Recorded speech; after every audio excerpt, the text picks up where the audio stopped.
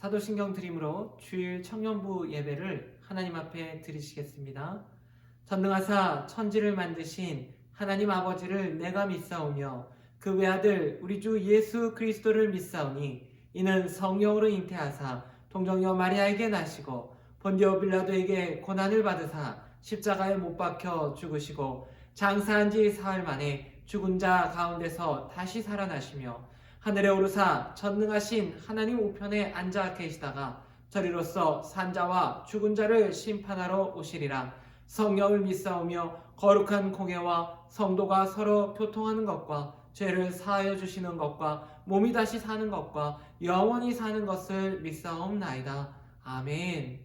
오늘 함께 보실 하나님의 말씀은 창세기 50장 19절부터 21절까지 말씀입니다. 오늘 함께 보실 하나님의 말씀은 창세기 50장 19절부터 21절까지 말씀입니다. 하나님의 말씀을 제가 봉독하도록 하겠습니다. 요셉이 그들에게 이르되 두려워하지 마소서 내가 하나님을 대신하리이까 당신들은 나를 해하려 하였으나 하나님은 그것을 선으로 바꾸사 오늘과 같이 많은 백성의 생명을 구원하게 하시려 하셨나니 당신들은 두려워하지 마소서 내가 당신들과 당신들의 자녀를 기르리이다 하고 그들을 간곡한 말로 위로하였더라. 아멘. 잠시 기도 드리시겠습니다. 하늘에 계신 아버지, 오늘 주일 예배로 하나님 앞에 나아갑니다. 하나님, 여전히 많은 일들이 우리 앞에 있지만 그러나 오늘 창조 기념일로서 구원 기념일로 지키는 이 주일 가운데 하나님의 음성을 듣는 하나님의 사랑을 깨닫는 귀하고 복된 시간 되게 하여 주시옵소서. 이후에 주일 예배 가운데 함께 하실 주님을 찬양하며 존귀하신 예수 그리스도의 이름으로 감사하며 기도드렸습니다. 아멘. 태어날 때부터 쌍둥이 형의 발 뒤꿈치를 잡고 나온 야곱, 또 장자의 축복을 위해 어머니 리브가와 아버지 이삭을 속였던 야곱, 형 에사를 피해 외삼촌 집으로 피신해서 20여 년 동안 라반의 집에서 일했던 이 야곱은 요셉이 총리로 있는 그 시간에 애굽에 와서 17년을 더 살게 되었습니다. 모든 자녀들을 모아놓고 예언적 축복을 마친 후에는 기운이 지나여 그 열조에게로 돌아갔습니다. 그때 요셉은 하염없이 울었습니다. 사실 요셉은 고아와 다름없는 삶을 살아왔습니다. 이복 형제들의 끊임없는 따돌림, 견디기 힘든 외로움으로 가득했던 노예와 죄수 생활, 오랜 시간 떨어져 있었기에 늘 그리웠던 부모님의 품. 총리가 된 이후에 17년 동안은 아버지 야곱과 함께 있었지만 그 아버지마저 이 땅에서 떠나는 날 요셉은 대략 56세의 나이에 한 나라의 총리가 아닌 야곱의 아들로서 아버지 야곱을 헤브론에 있는 막벨라 밭에 묻게 됩니다. 야곱의 몸은 애굽의 장례 방식대로 40일 동안 염을 했습니다. 이스라엘 사람들은 염을 하지 않았지만 애굽 사람들은 종교적인 이유로 귀족이 죽으면 반드시 염을 해야 했습니다. 애굽에서 염은 종교적인 행사였기 때문에 애굽의 제사장들이 이 일을 하는 것이 일상적이었습니다. 그러나 요셉은 아버지의 유언에 따라 아버지 야곱의 시신을 가나안으로 모셔가기 위해서 염을 하도록 지시한 것으로 보입니다. 가나안까지 가는 데만 애굽에서 최소 일주일 정도 걸리는 데다가 장례의 기간을 더하면 시신을 염하지 않고는 그곳까지 운반하기가 매우 어려웠기 때문에 염을 했습니다. 애굽 사람들의 종교적인 어떤 의미와는 거리가 멀게 하려고 애굽 제사장들에게 염을 맡기지도 않았고 애굽에 있는 의원들에게 이 일을 맡기기도 했습니다. 애굽 사람들은 시체가 풍화되어 사라져버리는 것을 너무나 두려워했습니다. 저승에 가서 심판을 받고 합격하면 이승으로 다시 돌아와 영원한 삶을 누릴 수 있었다고 생각했기 때문에 몸을 보존해야 했고 불멸의 영혼을 담을 그릇이라고 생각하며 세계에 유례가 없는 미라라는 것을 만들어냈습니다. 기원전 3000년 전에 이미 1년이 365일로 된 달력을 가졌던 이 고대의 문명을 이용하여 애굽 사람들은 시신을 5000년간 보존하는 기술을 만들어냈다고 합니다. 시신이 다시 살아서 사용할 의자, 침대, 약병, 화장품, 과일함, 세면대와 화장실, 일상의 잡화들을 파라오 무덤에 함께 시신과 함께 묻었습니다. 살아계신 하나님을 믿지 않았던 애굽 사람들은 결과적으로 수많은 도굴꾼들을 만들어냈습니다. 그래서 애굽의 역사를 다른 말로 도굴의 역사라고 부르기도 하고, 또 고항조에 지어진 피라미드가 도굴꾼의 표적으로 전락한 데다가 파라오조차 선조의 무덤을 털었다는 기록이 있습니다. 이러한 애굽 사람들의 내세관과 달리 자신의 영혼이 갈 자리를 알았던 야곱은 육체의 미련을 가진 것이 아니라 하나님의 약속이 자신들의 그 자손들에게서 성취될 것을 믿으며 평안한 마음으로 눈을 감았습니다.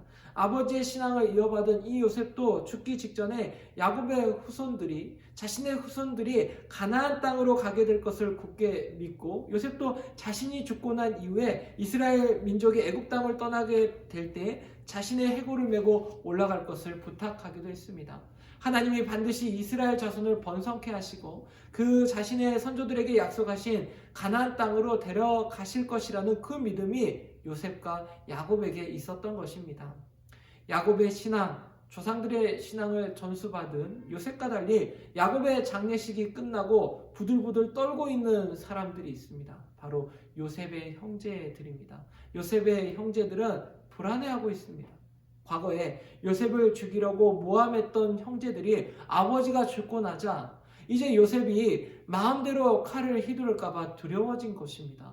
이미 요셉은 17년 전 애굽의 총리가 되어 형제들을 받아주면서 사실은 그날 모든 것을 용서했습니다. 그런데 형제들은 자신들이 저지른 엄청난 그 일로 인해서 늘 걱정과 근심 속에 살았던 것입니다. 자신들을 죽일까봐 두려워 떨고 있는 그 형제들에게 요셉은 이렇게 말합니다. 19절과 20절입니다. 요셉이 그들에게 이르되 두려워하지 마소서, 내가 하나님을 대신하리이까. 당신들은 나를 해하려 하였으나 하나님은 그것을 선으로 바꾸사 오늘과 같이 많은 백성의 생명을 구원하게 하시려 하셨나니. 아멘. 하나님께서 인간에게 땅에 있는 모든 것을 다스릴 그 지배권을 주셨지만 모든 만물의 소유는 하나님께 있습니다. 우리가 다스려야 하는 이 자연과 우리가 속해 있는 가정과 학교 그리고 직장의 주인은 언제나 하나님이십니다. 요셉은 자신이 앉게 된 애굽의 총리 자리도 하나님이 맡겨주신 자리라는 것을 누구보다 잘 알고 있었습니다. 사실 요셉이 통치하는 애굽도, 심지어 요셉 자신도 하나님의 소유이며 하나님의 통치 아래에 있다는 사실을 그는 잊지 않았습니다. 보디발의 아내가 자신을 유혹할 때도, 자신을 애굽으로 팔았던 형제들을 만났을 때도 요셉의 마음속에는 이 세상의 진짜 주인이신 하나님의 선하심, 그리고 그 하나님의 공평하심에 대한 확신이 있었습니다. 만약 요셉에게 이러한 확신이 없었다면, 이 세상과 자신의 주인이시며 선하시고 공평하시다는 그 하나님에 대한 확고한 믿음이 없었다면 그는 보디발의 아내가 유혹했을 때 쉽게 넘어갔을 것입니다. 형들이 자신 앞에 섰을 때 어쩌면 공을 지키는 병사들의 칼을 뽑아 들었을 것입니다. 그러나 요셉은 선하시고 공평하신 주인을 신뢰하는 마음으로 계속해서 인내했다라는 것입니다. 많은 사람들이 하나님이 세워주신 자리에서 착각하는 것은 자신이 뭔가 잘해서 그 자리에 있다라는 것입니다. 자신의 노력, 자신의 성실함 혹은 자신만의 특별한 노하우로 어떤 자리에 올라갔다고 생각한다면, 그런 생각으로 어떤 단체의 장을 맡은 사람들은 한 가지 특성이 있습니다. 쉽게 교만합니다. 쉽게 화를 내기도 합니다. 신중하지 못하고 혀에서 나오는 말이 다 상대를 압박하거나 조롱하는 말이며, 또 그런 사람들이 하는 행동은 얼마나 경솔한지 모릅니다. 자신이 앉은 자리가 사실은 하나님의 자리이며 자신은 그저 하나님의 대리인이라는 것을 잘 알았던 요셉은 오히려 형제들을 위로할 뿐만 아니라 이런 말을 덧붙입니다. 21절입니다. 당신들은 두려워하지 마소서, 내가 당신들과 당신들의 자녀를 기르리다고 그들을 간곡한 말로 위로하였더라. 아멘. 지금 요셉의 형제들 중 누가 더 위로를 받아야 합니까? 분명 외형적으로는 애굽의 총리인 요셉이지만 지나온 삶을 되돌아보건대 요셉의 형제들보다 요셉이 더 위로를 받아 마땅한 사람입니다.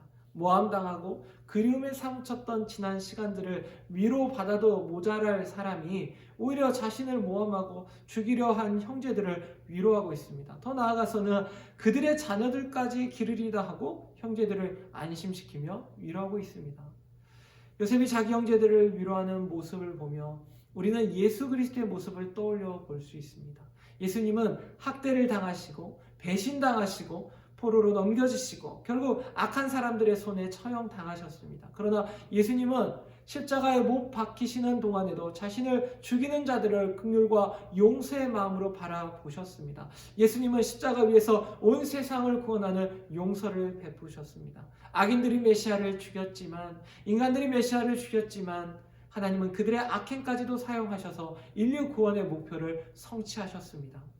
사실 부활하신 예수님이 제자들을 만났을 때 제자들이 예수님을 알아보고 잘못을 빌고 예수님을 위로해야 마땅했건만 실상은 예수님이 제자들을 위로하셨습니다.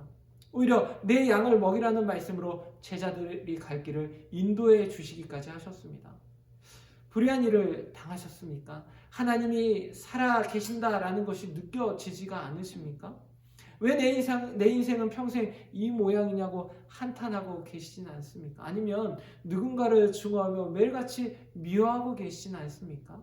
하나님은 청년 여러분 인생의 그 계획표를 가지고 계십니다.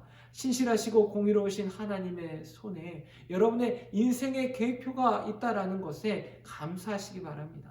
지금 당장 어려운 환경 속에서 마음에 없는 말을 할 수도 있고 인생의 계획이 모조리 틀어졌다고 생각할 수도 있습니다. 혹은 이전에 나에게 나쁜 일을 했던 사람에게 똑같이 갚아줄 절호의 찬스가 왔을지도 모릅니다. 요셉이 형제들에게 했던 말을 한번 기억해 보시기 바랍니다. 동시에 예수님이 십자가에서 만난 강도에게 했던 말도 떠올려 보시기 바랍니다. 요셉은 하나님을 신뢰하며 형제들을 용서했고 결국에 그들의 자녀들도 거둬들임으로 피비린내 나는 복수의 가정이 아니라 하나님의 용서와 자비가 흐르는 평화의 가정으로 변화시켰습니다. 예수님도 이 땅에서 30년이 넘는 시간 동안 외롭고 괴롭고 힘든 고통의 시간을 보내셨지만 십자가에서 온 인류를 용서하심으로써 하나님의 구원과 자비를 온 세상에 드러내셨습니다.